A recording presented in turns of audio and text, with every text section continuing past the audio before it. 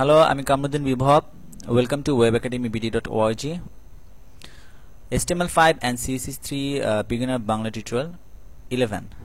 So আমরা এই টিউটোরিয়ালে দেখব W3C validation. So আমি নোটপ্যাডে চলে যাই. নোটপ্যাডে আমি কিছু জিনিস আগে থেকে তৈরি করে রেখেছি. মজিলাতে ভালোমতো দেখেন আপনারা. About W3C, World Wide Web Consortium. Step to meet standards. Document type definition, DTD. Document type definition means আপনারা আমাদের যে ট্যাগগুলি এই প্রথমে আমি বলে দিচ্ছি W3C কি। W3C আমাদের বেশিরভাগ ডেভেলপারদের এই স্ট্যান্ডার্ডগুলো মিট করতে হয় বিকজ আপনারা একটা ওয়েবসাইট বানাবেন, একটা ওয়েবসাইট স্ট্যান্ডার্ডসে মিট করতে হবে। বিভিন্ন জায়গায় আপনাদের ওয়েবসাইটে প্যাকেজ থাকলে দেখবেন যেখানে লেখা থাকে যে তারা W3C ভ্যালিডেশন করে দিবে প্রত্যেকটা পেজ ভ্যালিডেট করতে হয়। পরে এগুলো এসইওর ক্ষেত্রে গুগলের অনেক কিছুতে দরকার পড়ে। সো যেই স্ট্যান্ডার্ডগুলো আমাদের মিট করতে হবে, ডকুমেন্ট টাইপ ডেফিনিশন, ডিটিডি, প্রত্যেকটা ট্যাগ লিগ্যাল ট্যাগের ধারণা ডিফারেন্স এটা। আপনি ডিটিডি ব্যাপারে আরও বেশি জানতে চাইলে আপনি গুগলে সার্চ দিয়ে দেখতে পারেন। Then multipurpose internet mail extension MIME, আমি আগে থেকে বের করে রেখেছি এখানে। What is MIME? MIME is an extension of the original Internet email protocol that lets people use the protocol to exchange different kinds of data files on the Internet, audio, video, images, applications, programs, and other kinds, as well as the ASCII text handled into the original protocol, the Simple Mail Transport Protocol. So MIME video, images, এই attribute application programs এর ক্ষেত্রে এই স্ট্যান্ডার্ডসটা meet করতে হয় আমাদের। দেন কি all tags must nest properly and not overlap. প্রত্যেকটা tags properly আমাদের ক্রিয়েট করতে হবে। ধরেন আমরা একটা ট্যাগস, এই ট্যাগসটার মধ্যে জাস্ট L লিখে রাখলাম, হ্যাঁ দেখেন আমাদের ব্ল্যাক হয়ে গিয়েছে। প্রত্যেকটা ট্যাগ এরকম ক্লিয়ার করে লিখতে হবে, LI। Then use all lower case for all elements names. আমাদের ট্যাগের মধ্যে আমরা এটা বড় হাতে দিতে পারবো না, হ্যাঁ প্রত্যেকটা লোয়ার কেস ইউজ করতে হবে, প্রত্যেকটা এলিমেন্টস নেমসে লোয়ার কেস থাকতে হবে। দেন অলওয়েজ ইউজ ক্লোজিং ট্যাগস। প্রত্যেকটা ট্যাগের পরে দেখেন এই ক্লোজিং ট্যাগস, এটাকে বলে ক্লোজিং ট্যাগস। এই স্ল্যাশটা আমাদের এই ক্লোজিং ট্যাগ ইউজ করতে হবে। ধরেন এই আমাদের দেখেন লিস্ট LI, প্রত্যেকটা LI এর পরে একটা ক্লোজিং ট্যাগ আছে। সাপোজ ধরেন আমি এই ক্লোজিংটা সরিয়ে দিলাম, এটাও সরিয়ে দিলাম। দেখেন মজিলাতে আমি আবার এটা রিলোড করি আমার পেজটাকে, দেখেন কোনো চেঞ্জেস আসতেছে না। আমাদের তো কাজ হচ্ছে, তো আমরা এত ট্যাগ দেওয়া মানে ইনট্যাগ দেওয়া দরকার কি? হ্যাঁ এভাবে তো কাজ করতে পারি না, এটা কোনো স্ট্যান্ডার্ড মিট করে না। Ctrl Z দিয়ে নিয়ে আসলাম, স্ট্যান্ডার্ড মিট করতে হবে আমাদের, এটা পরবর্তীতে সমস্যা হবে।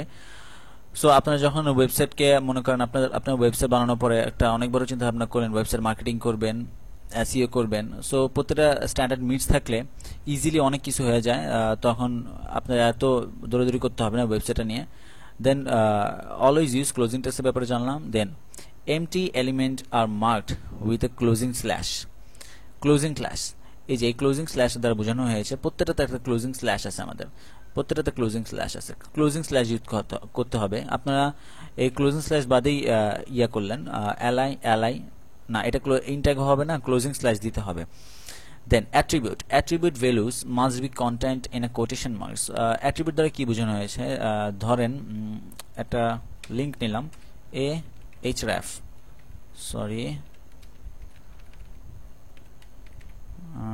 হ্যাশ দিলাম আমি।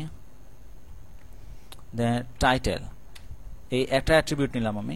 এই অ্যাট্রিবিউটের কোটেশন মার্ক দিতে হবে। আপনার কোটেশন মার্ক দেওয়া ছাড়াই যদি কোটেশন মার্ক দেওয়া ছাড়াই যদি আপনারা লিখেন তাও কাজ করবে, কিন্তু আমাদের স্ট্যান্ডার্ডসগুলো মিট করতে হলে অবশ্যই কোটেশন মার্ক দিতে হবে। প্রত্যেকটা অ্যাট্রিবিউটের পরে কোটেশন মার্ক ইউজ করতে হবে। সো ঠিক আছে, আমরা W3C ব্যাপারে একটা সামান্য ধারণা নিলাম। সো এখন W3Cর আমি একটা ওয়েবসাইটে চলে যাই ভ্যালিডেট করার জন্য, validator.w3.org। আমার ডিসক্রিপশনে আমি এই লিঙ্কটা দিয়ে দিব আপনাদেরকে, ডিসক্রিপশন থেকে দেখে নিন। So validate file upload. So আমি এখানে ব্রাউজ করলাম।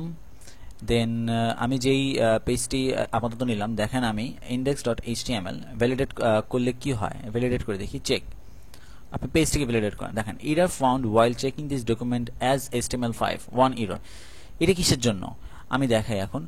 সো আমরা টাইটেলের পরে এতদিন তো আমরা হেডের মধ্যে জাস্ট টাইটেল দিয়েই কাজ করেছি, এখন আরেকটা নতুন ট্যাগ ধরি।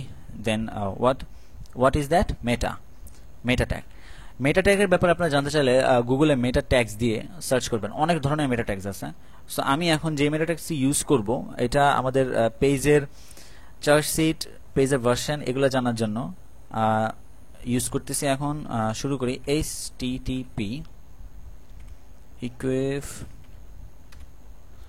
equal to c বড় হাতে content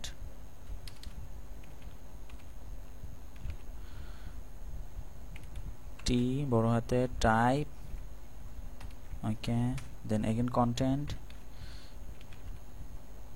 equal to quotation text by HTML semicolon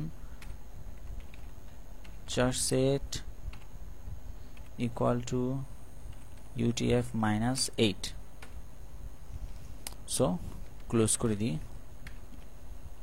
ওকে, ঠিক এই পেজটিকে আমি এখন আবার ভ্যালিডেট করার চেষ্টা করি। ওকে,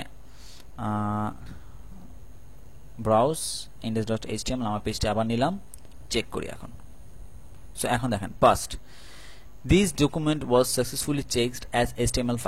সো আমি পাস করলাম। সো আমাদের এই পেজটি ভ্যালিডেট ওয়াই? এই একটি মাত্র মেটাট্যাগ ইউজ করার কারণে। সো এই চার্টশিট UTF-8 দ্বারা বোঝানো হলো যে আমরা ভার্সন UTF-8 ইউজ করতেছি। সো আপনারা ভালো হয় এই মেটা ট্যাগটি মুখস্থ করে ফেলাটাই। এরকম মেটা আরও অনেক ট্যাগ আছে, যেমন meta keyword description, meta name equal to author. Meta ট্যাগসগুলো আপনারা গুগল থেকে সার্চ দিয়েই জানাটা বেটার হয়। সো এই মেটা ট্যাগ ইউজ করাতেই আপনারা যা দেখতে পেলেন যে আমাদের পেজটি ভ্যালিডেট হয়ে গেল, এর আগে ভ্যালিডেট হয়নি। সো মেটা ট্যাগের ব্যাপারে আপনারা কিছু ধারণা নিলেন। সো আমি এখন আপনাদেরকে W3Cর ভ্যালিডেটিং এর ব্যাপারে ধারণা দিলাম। একটা ওয়েবসাইটকে স্ট্যান্ডার্ড করার জন্য কি কি করতে হয় তা জানতে পারলেন। সো আজকে টিউটোরিয়াল এটুকু পর্যন্তই। Thank you for watching. Like, comments and share. আর কোনো রকম কোনো সমস্যা থাকলে অবশ্যই কোশ্চেন করবেন। Thank you.